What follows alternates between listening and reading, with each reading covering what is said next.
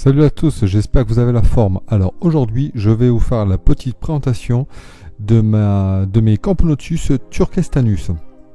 Donc j'ai pas pu faire la présentation avant et vous expliquer un petit peu ce que c'est comme espèce, tout simplement parce que j'ai fait des petites erreurs et surtout j'ai manqué de chance. En fait, j'ai mis les tubes, les nouveaux tubes que j'ai eu de chez Fourmium, donc avec le plâtre comme vous voyez là. Et en fait, c'est des tubes qui sont super bien en niveau hygrométrie. Ce qui fait que j'ai voulu remplir la réserve tout de suite avec de l'eau trop froide. Ce qui fait que ça a fait énormément de condensation. Donc c'était impossible de filmer. Et après la gine, donc comme là sur cette séquence là, j'aurais pu filmer. Mais la gine s'est mise sur des endroits où je pouvais pas filmer, où il y avait encore trop d'eau. Donc j'ai dû encore attendre un petit peu. Et là maintenant j'ai pu faire le filmer sans aucun problème je vais vous montrer tout ça. Je vais faire quelques petites séquences avec des angles différents pour que vous puissiez vraiment apprécier toute la beauté de cette espèce que je viens juste d'avoir. Donc c'est une Camponotus qui est pas très grosse, hein, la gine fait entre 14 et 16 mm. Et on voit bien les trois castes, donc minor, média, major. J'ai pas encore de major, je n'ai que des minors et des médias. Donc là vous pouvez les voir, les minors et les médias. Donc les médias qui font 5 mm pas plus, les médias qui peuvent monter jusqu'à 14 mm, donc ce qui est quand même vraiment pas mal. Et après pour les plus gros majors, apparemment ils font la taille de la gine, quasiment la taille de la gine. Donc j'ai hâte d'en avoir pour les observer. Sinon là ce qu'on peut vraiment apprécier, c'est cette différence de teinte, de couleur entre la gine et le reste de la colonie. Et après, toutes les ouvrières que j'ai actuellement sont vraiment, on peut dire, du blanc quasiment blanc, au jaune un peu ocre.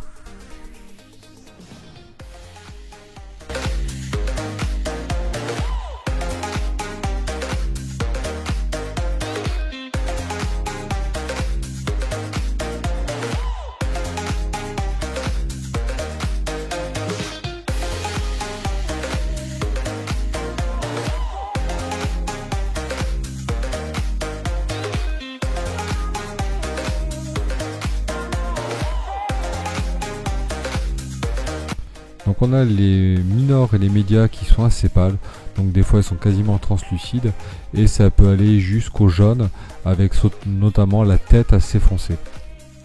Et on a le contraste avec les majors et la gine qui sont eux assez foncés. Donc vous avez la gine qui a la tête noire, le thorax noir et le gastre qui peut être jaune, qui peut être noir, qui peut être aussi rayé. Donc chaque gine est unique et vous avez les majors qui apparemment eux ont la tête et le thorax noir. Donc là j'en ai pas encore, donc je l'ai pas encore observé, mais j'ai hâte de voir ça parce que ça peut être assez intéressant le contraste dans la colonie.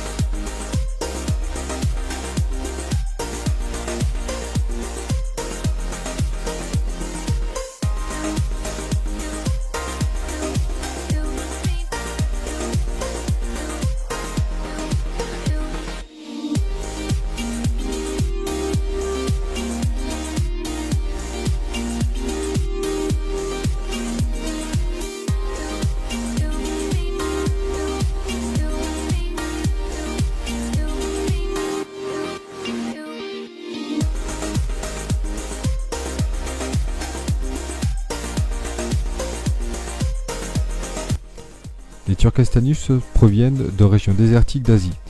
Niveau température, moi je les maintiens aux alentours des 25-28 degrés. Et au niveau d'hygrométrie, je n'ai pas d'abreuvoir et j'ai un tube sec, un tube humide. Les ouvrières vont boire dans le tube humide Et ce que je vais essayer de faire, c'est d'humidifier la toute première cellule du tube sec. Comme ça, elles auront un peu le choix dans le tube où elles veulent rester, d'aller sur une zone un peu plus humide ou un peu plus sèche.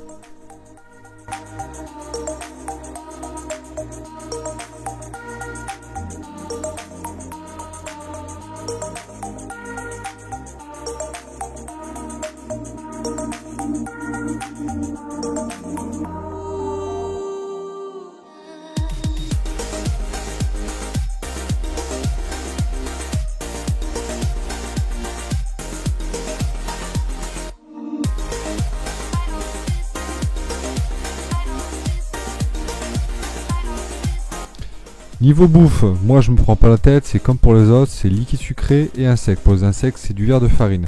Par contre, j'ai vu sur pas mal de blogs, sur pas mal de forums, que comme elles ont un gastre qui est quasiment transparent, on peut, si on leur donne des aliments avec une couleur, et bien on peut voir cette couleur par transparence.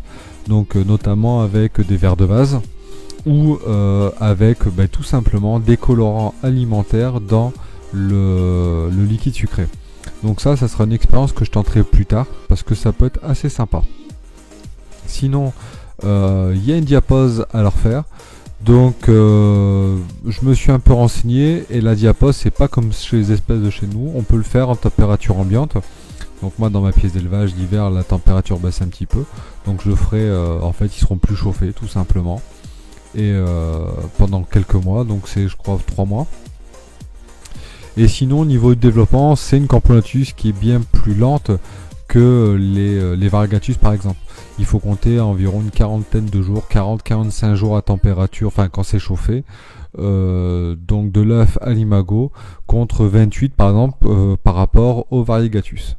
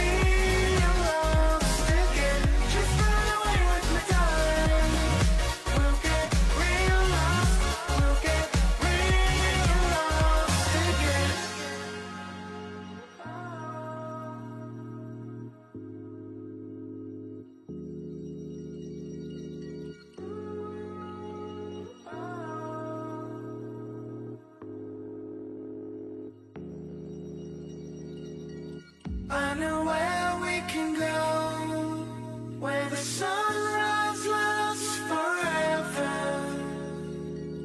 and it's all you and me. We'll kiss the sky goodnight. Come get lost with me. Come get lost with me. Come get lost with me. Come get lost with me. Just run away with me, darling. We'll get real lost. We'll get real lost again. Just run away with me, darling. We'll get real lost. We'll get real lost again.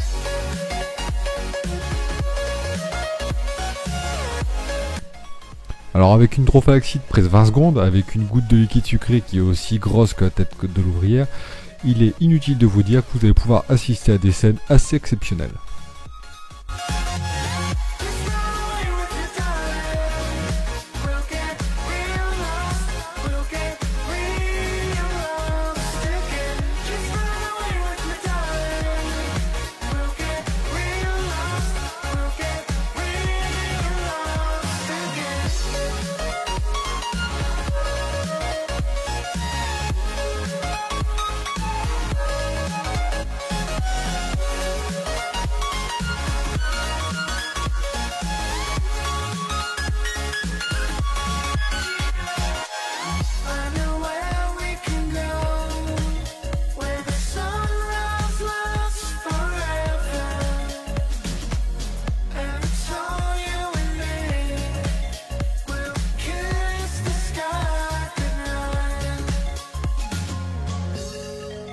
Bon, je crois que la petite elle a mérité le petit pouce bleu. Continuez à vous abonner, continuez à partager mes vidéos. Moi je vous mets quelques vidéos sur le côté et je vous dis ciao ciao.